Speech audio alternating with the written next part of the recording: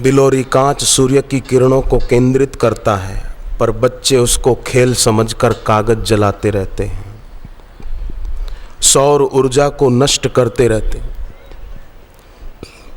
उस ऊर्जा से कितना लाभ हो सकता है मानव जाति का। बौद्धिक वर्ग उसी सौर ऊर्जा का सदुपयोग करते हैं। समाज में लोग भगवान द्वारा मिली हुई शक्ति का देखो क्या उपयोग कर रहे हैं, आंखों का क्या उपयोग हो रहा है। इसी इंदौर में मैंने एक बार देखा था, हद है।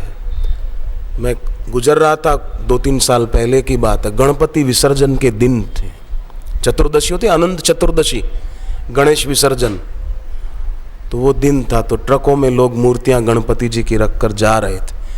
तो कुछ लड़के एक ट्रक में बैठे थे, गणेश जी की मूर्ति थी, विसर्जन करने जा रहे होंगे। तो मैंने देखा कि 2-3 कन्याएं जा रही थी, युवतियां, और ट्रक में जो थे लड़के नारा तो लगा रहे थे गणपति बापा मोरिया, पर 2-3 फूल उठाकर उन युवतियों की तरफ फेंके जोर से।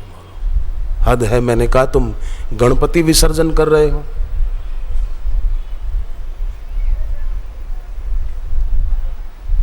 गणेश चतुर्थी के दिन गणपति जी की मूर्ति की स्थापना करते हैं, पर गाने देखो तो रात भर फिल्मों के चलते रहते हैं।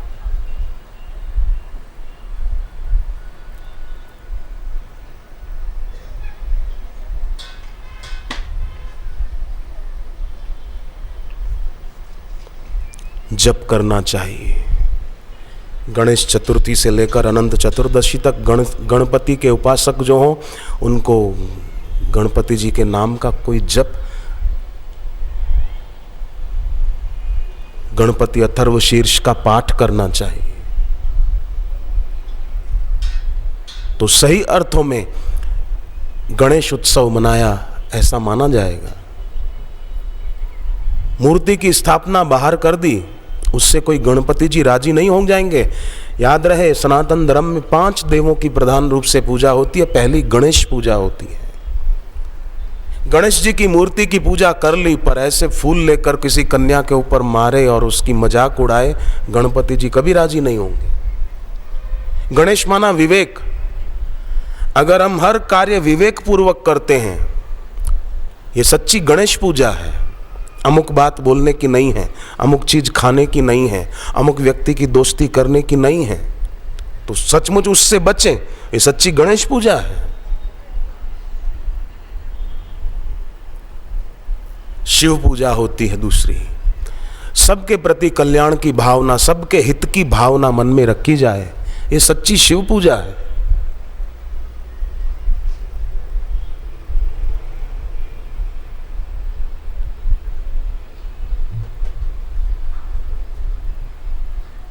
शिवलिंग की तरफ देखते हुए, शिव जी के नाम का जप करते हुए आंखों से भक्ति भाव के आंसू बह जाएं, ये सच्चा रुद्राभिषेक है।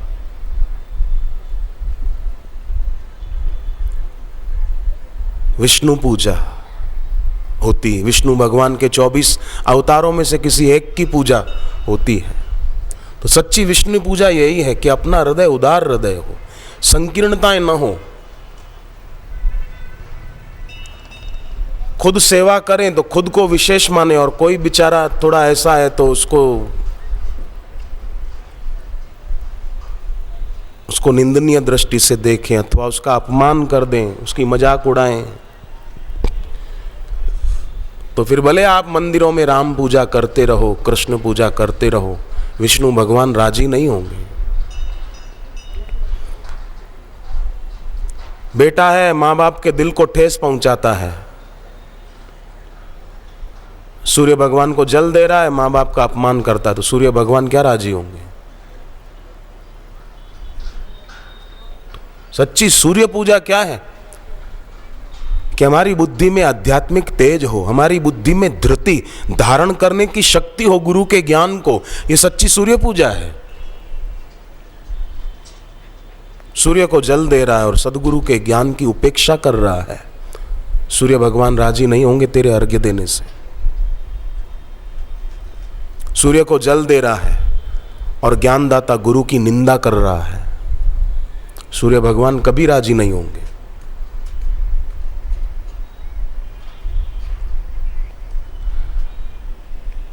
इसलिए भगवान कृष्ण ने भी गीता में जहाँ भक्तों के लक्षणों की चर्चा की, वहाँ पहला वचन ये कहा, द्वेष्टा सर्वभूतानां। वही सच्चा भक्त है जो अद्वेष्टा हो, द्वेष न रखता हो, ईर्ष्या न रखता हो, वही भक्त है। बाकी तो कम भक्त है, भक्त नहीं है।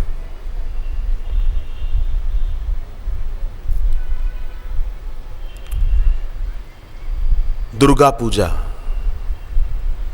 गणेश पूजा, शिव पूजा, विष्णु पूजा, सूर्य पूजा, दुर्गा पूजा, मातृशक्ति की पूजा। देवी के नाम की ज्योत जलाई घर में 9 दिन नवरात्रियों में, पर पत्नी को डांट रहा है पति, तो तेरी ज्योत जलाई वो किस काम की? नवरात्रियों में उपवास रखे हैं और पत्नी पर हाथ उठा रहा है। मां दुर्गा शायद ही राजी हो। या देवी सर्वभूतेषु मातृ रूपेण संस्थिता।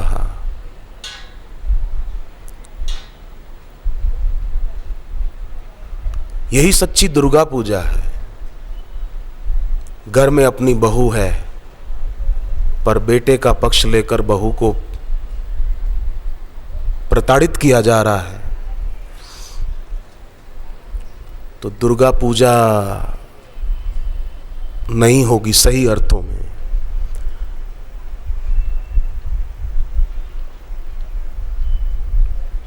और बहू है, अपने पति को या सास ससुर को अपने कहे अनुसार चलाना चाहती हैं, तो भी उसकी पूजा, उसकी भक्ति सफल नहीं होगी। व्यवहार में एक दूसरे को समझकर, सौमनस्यता को अपना कर आगे चलें। किसी को फटकार कर, डांट कर, गुस्सा करके आप आंखें बंद करके बैठोगे तो ध्यान नहीं लगेगा। माला करने बैठोगे तो जप में मन नहीं लगेगा। इसलिए भगवान ने कहा अद्वेष्टा। हम सांस इसलिए नहीं लेते कि सांस लेने से कुछ मिलेगा, नहीं, वो तो जीवन है, जरूरी है। उसी प्रकार सबके प्रति प्रेम और सद्भाव, ये भी गहरी सांस है। अपने को निष्काम प्रेमी बनाएं।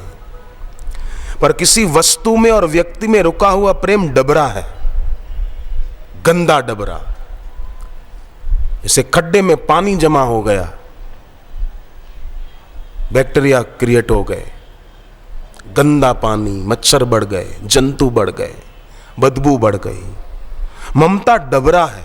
किसी वस्तु में, व्यक्ति में ममता ये गंदा डबरा है। जो शक्ति अहंकार बनती है, वही शक्ति प्रेम भी बन सकती है, अगर यथार्थ जीवन जिया जाए तो। सभी बेकार के विचार, राग और द्वेष के विचार वाष्प बनकर उड़ जाएं। जैसे ओस की बूंदें सूर्य की तीखी किरणों में वाष्प हो जाती, वाष्पीभूत हो जाती हैं, नष्ट हो जाती हैं, ऐसे भक्ति के, ज्ञान के, पवित्र विचारों के द्वारा ये खत्म हो जाएं। जो ही कोई व्यक्ति जप ध्यान करते हुए अधिक शांत होता है ना, त्यों ही द्वेष समाप्त हो जाता है। अद्वेष्टा। भगवान कहते हैं ऐसा भक्ति ही मुझे प्रिय है। बुद्धिमान व्यक्ति कौन है? जो अपनी फिक्र कर रहा है, अपना कल्याण कैसे होगा वो बात सोचता है, और ना समझ वो है जो दूसरों की बातों में पड़ा है। वो क्या कर रहा है, वो क्या कर रही है, उसने क्या कहा उसको।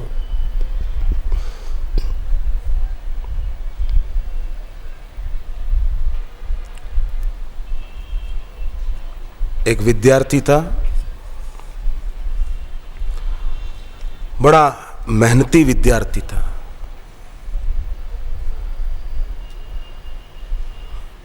कड़ी मेहनत करता था, पढ़ाई से कभी जी नहीं चुराता था, उत्साही विद्यार्थी था।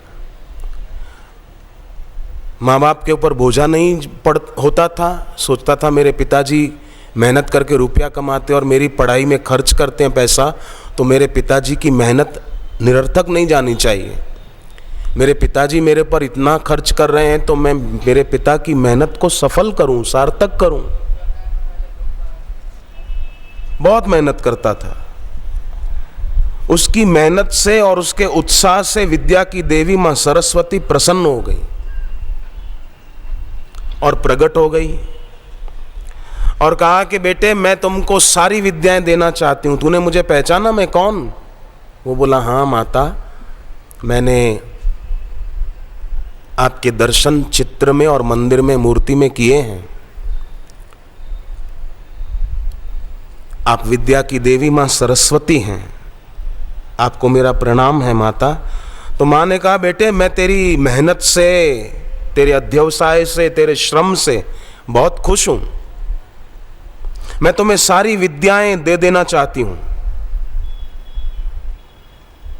विद्यार्थी बोला, मां मेरी पात्रता के बिना अगर मेरे को सारी विद्याएं आ जाएगी ना, तो हो सकता है मैं उन विद्याओं का दुरुपयोग करूं, क्योंकि वो विद्याएं मेरी अर्जित की हुई नहीं है, आपकी कृपा से मुझे मिल जाएगी।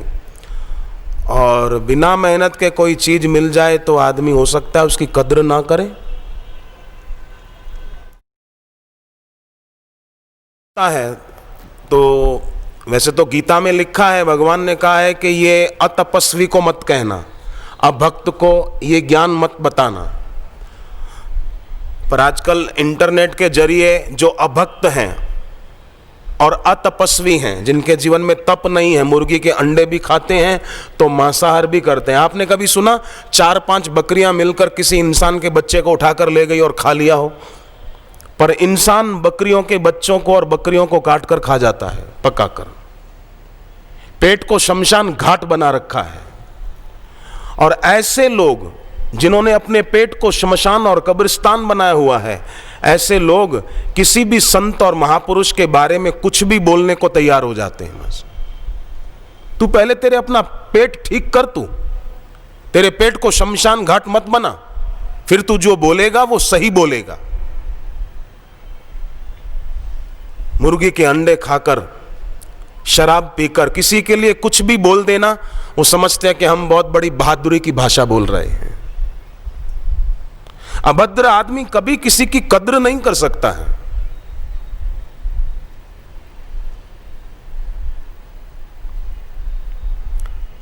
कौवा हंस की चाल चला, लंगड़ाकर थोड़ा थोड़ा, एक गधे ने सोचा कि वो भी बन जाए घोड़ा। वो कहानी नहीं बचपन में पढ़ते थे, बच्चों को याद आ जाएगी कि कौवे ने सोचा मैं भी मोर बन जाऊं। तो मोर जहां बहुत थे ना, तो मोरों के पंख गिरे हुए पड़े थे, तो कौवे ने वो मोर के पंख उठाकर अपने पंख में खोस दिए, लगा दिए 2-4 पंख, और मोरों की पंक्ति में बैठकर बोले मैं भी मोर हूं, देखो मैं भी मोर हूं, पंख देखो मेरे पंख। मोरों ने कहा चल रे चल। आया बड़ा काला कौवा और बोलता है मैं भी मोर हूं, 2-4 पंख खोस ले, बोले मैं मोर हूं, चल।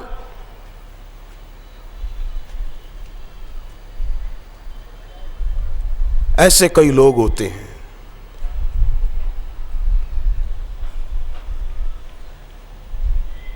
जिनको गुजराती भाषा में विघ्न संतोषी कहा जाता है। औरों के कार्य में विघ्न डालने में उन्हें मजा आता है। औरों की प्रतिष्ठा को देखकर उनके दिल में डाह उत्पन्न होती, ईर्ष्या होती है।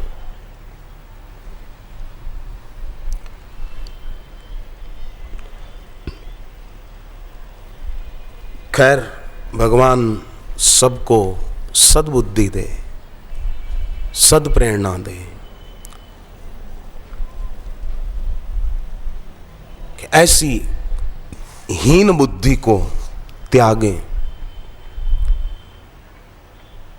हे नाथ, अब तो ऐसी दया हो, प्रार्थना करें तो जरूर कुछ हो सकता, और शुद्ध आहार करें तो बुद्धि शुद्ध होगी। गीता के 6ठे अध्याय के 70वें श्लोक में, 70वें अध्याय के 8वें, 9वें और 10वें श्लोक में भगवान ने आहार के विषय में बहुत बातें बताई कि व्यक्ति को कैसा आहार करना चाहिए। व्यक्ति को अपने जीवन में ऐसा जीवन जीना चाहिए। राजस्थान का एक लड़का अपने ससुराल गया, हरियाणा में उसका ससुराल था। तो ससुराल वालों ने देखा कि दामाद आया है, तो स्वाभाविक दामाद आता है तो घर वाले देखते हैं कि भाई दामाद नाराज ना हो जाए। रोज तो एक सब्जी बनाते थे, उस दिन 3 सब्जियां बनाई अलग अलग दामाद को राजी करने के लिए। दाल बनाई, चटनी बनाई, पकोड़े बनाए, मालपुए बनाए देसी गुड़ के। तो मालपुए खाकर दामाद तो राजी हो गया और पूछा कि मालपुए तो बहुत बढ़िया थे, गुड़ के लग रहे थे। बोले हाँ, गुड़ की चाशनी में बनाए थे, बहुत बढ़िया। तो गुड़ कैसे? बोले हमारा खेत है ना, हम गन्ना बोते हैं यहाँ पर और बहुत बढ़िया होता है गन्ना, उसी गन्ने से हमने गुड़ बनाया, देसी गुड़ का था ये तो माल। अच्छा, लौट कर आया अपने गांव राजस्थान, तो उनके खेत में बोया हुआ था बाजरा। तभी फसल कटने में थोड़े दिन बाकी थे, दाना पका नहीं था ठीक से। इसने कहा कि ये बाजरी कटवा दो। तो घर वालों ने कहा तेरा दिमाग खराब नहीं हो गया, लगता है ऐसा? बोले नहीं नहीं, ये बाजरी कटवा दो, अपन गन्ना बोएंगे, गन्ने से गुड़ तैयार होता है और फिर देसी गुड़ के अपन मालपुए खाएंगे। चलो चलो, ये बाजरी के ठूठे कटवा दो। जिद पे अड़ गया और बाजरी की फसल कटवा दी। बाजरी तो हुई नहीं थी, वो तो भी तो थोड़े दिन बाकी थे फसल तैयार होने पर, कटवा दी और बोले अब गन्ना बो डालो। गन्ना बो दिया, पर गन्ने के लिए पर्याप्त पानी चाहिए, किसान लोग जानते हैं। पर्याप्त पानी था नहीं तो खेत सूख गए, इधर बाजरी भी गई, इधर गन्ना भी गया, मिला कुछ भी नहीं। बेकार की कल्पनाएं करते हुए जो लोग जीवन में डिसीजन लेते हैं ना, उनको कुछ भी हाथ नहीं लगता। इसलिए दूरदर्शिता बहुत जरूरी है। और दूरदर्शिता कोई ईश्वरीय देन नहीं है, दूरदर्शिता अपने आप में विकसित किया जाने वाला एक सद्गुण है।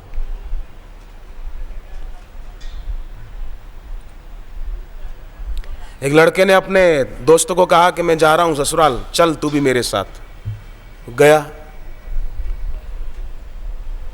गर्मी के दिन थे, खूब खाया पिया उधर दोस्त के साथ उसके ससुराल में।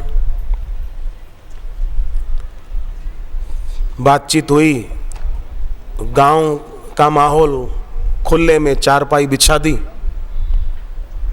चारों तरफ पानी का छिड़काव कर दिया। गर्मी की सीजन है तो थोड़ा मिट्टी न उड़े, रात को हवा चलती है ना गर्मियों में तेज, तो पानी छांट दिया कि हवा आए तो ठंडी लगे, हवा थोड़ी गर्मी दूर हो। पतली पतली सी धोती जैसी चादर दी ओढ़ने के लिए। सोए, सुबह उठकर खा पी के फिर अपने घर को आए। कुछ महीने बीते, अब दूसरा वाला जो लड़का था अपने दोस्त के साथ गया था, उसने सोचा अब मैं भी मेरे ससुराल जाऊं। ये अपने ससुराल गया। ऋतु बदल चुकी थी, सर्दी की सीजन थी। खाया पिया, ससुराल वालों ने कहा चलो अब बिस्तर आपका अंदर कमरे में लगा देते हैं। बोले नहीं, मैं तो घर के बाहर खुले में सोऊंगा, मैं तो गांव में इसलिए आया हूं, थोड़ा खुली हवा का लाभ लूं। हम तो शहर में रहते हैं, ससुराल में इसलिए आया हूं, बाहर चारपाई लगाओ। ससुराल वालों ने कहा सर्दी के दिन है। बोले नहीं नहीं, आप तो बाहर लगाओ और पानी का छिड़काव कर दो चारों तरफ। बिना विचारे जो करे सो पीछे पछताए, काम बिगाड़े आपनो जग में हो तो हंसाए। पानी छंटवाया तो ससुराल वालों ने सोचा कोई बात नहीं, चलो रजाई मोटी दे देते हैं, कंबल 2-3 दे देते हैं, रात को भले इनकी इच्छा है खुले में सोए तो रजाई और कंबल रखें ताकि कोई तकलीफ ना आए। तो रजाई और 2-3 कंबल रखे। बोले नहीं नहीं, एक पतली चादर दे दो बस, अपने को तो और कुछ नहीं चाहिए, काली पतली धोती जैसी एक चादर दे दो। अब देखा देखी नकल करने में अक्ल तो चाहिए। ये नहीं सोचा कि मैं दोस्तों के साथ ससुराल गया था तो तब गर्मी थी, अब सर्दी है, पर पतली धोती जैसी चादर लेके अभिमान में सोया दिखाव करने के लिए। सुबह होते होते तो बीमार हो गया, हॉस्पिटल में भर्ती कराना पड़ा उसको। तो दूरदर्शिता बहुत जरूरी है, और दूरदर्शिता सत्संग सुनकर जो आदमी अपना विवेक जागृत करेगा उससे ये प्राप्त होगी। और दूरदर्शिता पूर्वक कोई कर्म करेगा तो वो दुखों से छूटेगा।